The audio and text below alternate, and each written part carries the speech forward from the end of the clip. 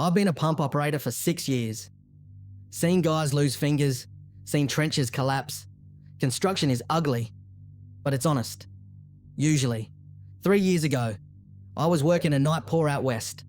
We were behind schedule, way behind. The site foreman, a bloke named Keller, was riding us hard. Keller was old school. Didn't care about safety regs. Only cared about cubic meters per hour. It was 2 a.m, dead quiet. Just the drone of the truck and the rhythmic clunk whoosh of the swinger tube. We were pouring the main lift shaft, the deepest part of the foundation. I was up on the remote, watching the line hand, young Davo. He was an absolute gun on the end of a hose. Knew how to navigate a slab of grey gold better than blokes twice his age. The mix was stiff. Too stiff. The pump was groaning. Then, the line seized. The hose kicked like a dying snake and went limp. Blockage. "Shut it down!" Davo yelled. I hit the kill switch, climbed down to see what the hell was going on.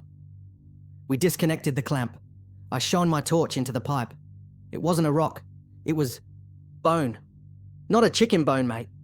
It was a human femur. Snapped, jagged, jammed right against the steel wall. And it was wrapped in something wet, like fabric that had been soaking in oil. I pulled it out. It made a wet schluck sound. "What is that?" Davo whispered. He looked green. I shone my torch into the mix in the lift pit. The concrete wasn't settling right. It was bubbling. Not air bubbles. Slow, thick movements, like something was thrashing around underneath the weight. I looked at Keller. He wasn't scared. He looked relieved. "Connect the line," he said. "Keep pouring." "There's a bone in the pump, mate," I said, "and something is moving in the pit." Keller snatched the bone and threw it into the wet concrete. It sank instantly. "I said pour," he growled. "We finish this tonight, or you don't get paid, and you'll never work in the West again." I should have walked. I really should have. But I had a mortgage. Kid on the way. We reconnected the line, ramped the RPMs up. We buried it. As I was packing the gurney up, I looked at the scaffolding on the 3rd floor. Someone was watching me, looked like a supervisor.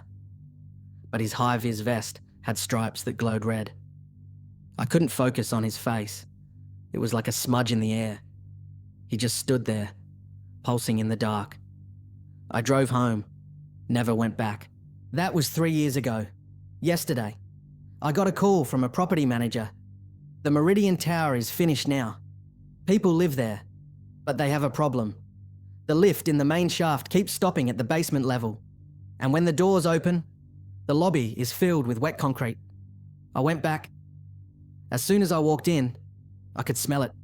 Wet dust, lime, the smell of a basement that doesn't breathe.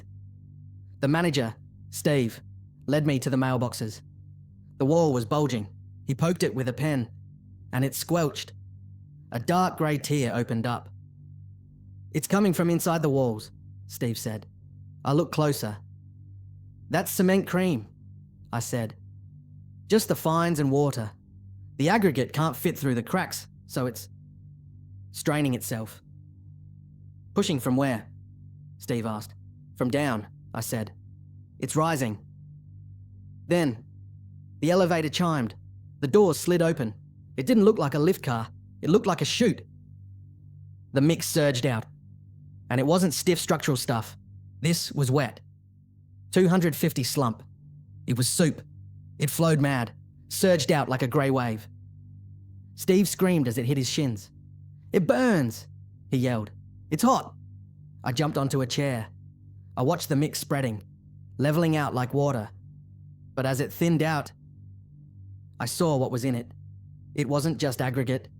Churning in the grey sludge were teeth, hundreds of them, and scraps of blue fabric. Then, the intercom in the lift crackled. "Pour!" a voice rasped.